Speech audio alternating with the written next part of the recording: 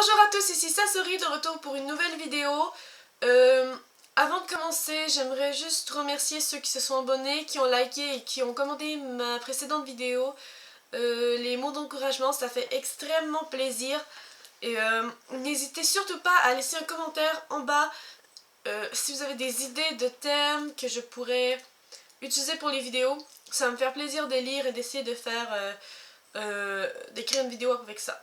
En attendant, je voulais aussi dire que je vais probablement changer de logiciel vidéo pour en utiliser un peu plus facile que celui que j'ai en ce moment, dès que Kakuradin va m'avoir aidé à l'installation et à comme les explications du nouveau. Donc en attendant, il va falloir faire avec ça. Sur ce, je vais vous présenter la nouvelle vidéo qui va traiter de ce que c'est avoir des frères et des sœurs.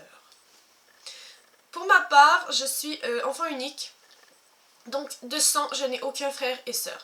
Cependant, mon père s'est trouvé une copine il y a 7 ans, dont la fille en question a 2 enfants, qui, à mes yeux, sont comme mon frère et ma sœur. Enfin, je les vois aussi. Par contre, ce n'est pas facile tous les jours, à cause de plusieurs points. Je dois avant tout dire que mon frère et ma soeur sont vraiment des enfants spéciaux. Du moins, quand je regarde les autres, que je les compare à mon frère et ma soeur, les autres sont tout à fait normaux. J'ai un frère et une soeur extrêmement différents, je trouve. Mais bon, je vais commencer. Alors, premier point de ce que c'est avoir un frère et une soeur. D'abord, tu dois partager. Tu dois partager beaucoup de choses. Et c'est pas nécessairement toujours agréable. Je veux dire, à l'occasion, ça va. Tu peux partager, mettons, une boîte de bain quand t'as été chez Tim Hortons chercher des Timbits. C'est bon, des Timbits. Mais t'as pas tout le temps envie de les partager. Parfois, t'as juste envie de t'isoler dans un coin et les bouffer juste pour toi, sans en donner. Mais quand t'as un frère ou une soeur, les parents, en général, essaient d'incruster dans les valeurs le partage pour faire comprendre quelque chose. Puis, honnêtement, si je le sais que si j'en donne pas à mon frère ou ma soeur, ça va pas nécessairement faire du grabuge, mais je sais que je vais probablement finir par le regretter un moment donné. Donc il vaut mieux que je partage. Ou sinon, tu sais, ce moment où il reste qu'un seul morceau de gâteau par exemple, et qu'il est déjà très petit et que tu n'es pas le seul à le vouloir, bah faut absolument que tu le rendes encore plus petit en le séparant en 3. C'est vraiment pas le fun. Tant qu'à faire, prends-le juste pas. En tout cas, personnellement, ce sont des petites choses qui m'agacent énormément. Enfin. Second point, l'intimité. Tu n'en as pas nécessairement tout le temps. Quand tu as une porte qui ne se verrouille pas, surtout, les gens rentrent comme ça dans ta chambre, sont cognés. T'as beau leur dire de cogner à l'entrée, on dirait que ça leur rentre pas dans la caboche. Faut constamment que tu leur dises à chaque fois. Hier encore, je parlais sur Skype avec mon copain. Ma soeur est rentrée sans cogner. C'est extrêmement énervant. J'aurais pu faire n'importe quoi. Ou il aurait pu être corporellement avec moi et on aurait pu se coller, se donner des bisous. Puis elle serait rentrée comme ça, son cogné. Non merci, c'est extrêmement désagréable. Et moi, quand je rentre dans sa chambre sans cogner, puis que par exemple qu'elle se change, et ben elle est comme ça. Ah non, va-t'en, regarde-moi pas. Ouais, donc dans le fond, c'est un peu le même principe. Elle veut son intimité, je devrais donc je devrais avoir la mienne. Mais parfois, je crois que ça rentre pas nécessairement. Ou encore, quand je prends ma douche puis qu'ils viennent cogner à la porte. S'il te plaît, attends que j'ai fini.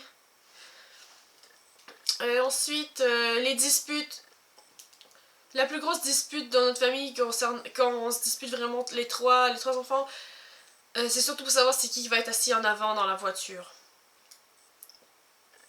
C'est la différence d'âge de ma soeur de 10 ans, mon frère de 13 et moi qui en a 18. Techniquement, je me dis que je devrais aller en avant, je suis la plus vieille. Mais non, ils sont aussi en âge d'aller en avant, donc on fait une rotation. Le partage du siège avant. Mais personnellement, ça m'agace terriblement. Je ne sais pas pourquoi, moi, dans ma tête, être assis en arrière, c'est comme un peu... je sais pas... J'arrive pas à faire de comparaison. J'ai l'impression de me sentir un peu comme un esclave. Ça n'a pas vraiment rapport, mais je me sens mal en arrière quand mon frère, ma soeur, qui est plus jeune que moi, est assis en avant. En tout cas, je sais pas si vous comprenez. Ensuite, le bénévolat. T'as pas toujours nécessairement envie de garder ton frère ou ta soeur, mais tu le sais très bien que ça peut donner un coup de pouce à tes parents, alors t'acceptes de les garder. Mais on dirait qu'à ce moment-là, aussitôt que les parents ferment la porte, dans leur tête aux enfants, c'est comme hi hi hi, tu vas passer un sale quart d'heure, toi! Et donc, bah voilà, tu vas passer un sale quart d'heure, comme je viens de dire. Ça, c'est dépend. Si t'as des frères et des sœurs vraiment casse-pieds, bonne chance. Si t'as des frères et des sœurs qui sont vraiment sages et tout, ça va. Moi, je vous dirais que mon frère et ma sœur sont vraiment extrêmement bipolaires dans leur attitude à mon égard. Ma sœur peut être un ange comme un véritable démon. Ça va dépendre de la journée, du mois, de la saison, du cycle de la lune. Enfin. Puis en plus, tu le fais gratuitement. Parfois, je me dis que garder des petits monstres comme eux, je devrais pas faire ça gratuitement. Donc, voilà. Ensuite, il y avait quoi d'autre? Qu'est-ce qui est... Oh oui, la justice. Si tu es le plus vieux, automatiquement, tu peux faire des choses que lui peut pas faire, comme tu peux sortir, tu peux veiller tard, tu peux inviter des amis à la maison. Vous êtes quand même assez autonome, rendu adolescent. T'as pas besoin de tout le temps demander à tes parents. Et puis le jeune, lui, il est là. C'est pas juste, moi aussi, je voudrais pouvoir faire ça. Mais quand j'en entends un dire ça, j'ai juste envie de lui donner une baffe en disant arrête, moi j'ai des responsabilités, toi t'en as plus, hein. Toi t'en as pas encore. Tu sais, faire la vaisselle, on s'entend. Quand t'as 5 ans, tu fais pas la vaisselle, mais quand t'en as 18, tu fais la vaisselle. Tu passes l'aspirateur, tu torches les chiottes. Les enfants, ça fait pas ça fait juste s'amuser, puis aller à l'école. Tu sais. Dans un sens, c'est juste au fond. Quand tu grandis, il y a des responsabilités qui viennent avec, mais tu as d'autres portes, comme veiller plus tard. Ensuite, en fait, c'est ça. Je veux dire, c'est tout. Ouais, c'est tout. Il y a beaucoup de désavantages d'avoir des frères et des sœurs, mais malgré ces nombreux désavantages-là, il y a toujours l'avantage du fait que tu peux leur... tu es un exemple. Le grand frère ou la grande sœur est souvent un exemple. Comme moi, je dessine. Ma sœur adore dessiner et pour son âge, elle dessine plus que bien. Je ne dessinais pas du tout comme elle à son âge. Elle écrit mieux que moi. Mieux que moi à son âge et mieux que moi maintenant. Elle adore les animés. Elle écoute Attack on Titan, qu'elle adore.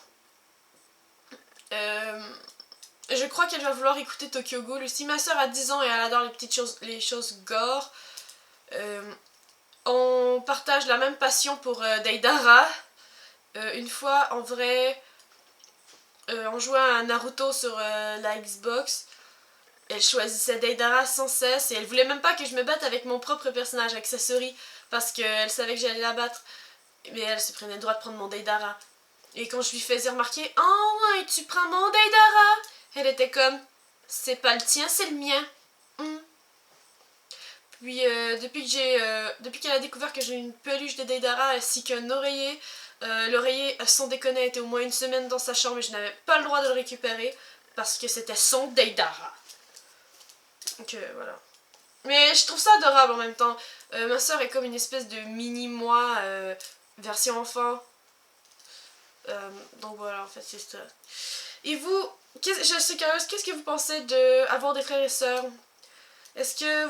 Je suppose que vous aimez vos frères et vos sœurs si vous en avez. Et n'hésitez pas à écrire dans les commentaires ce que vous en pensez. Les points positifs, les points négatifs. Et si vous êtes le plus jeune dans votre famille, n'hésitez pas non plus à écrire en négatif ou en positif ce que vous pensez, ce que c'est être le plus jeune. Sur ce, je vous dis au revoir et à la prochaine. On se revoit dans une prochaine vidéo. Bye!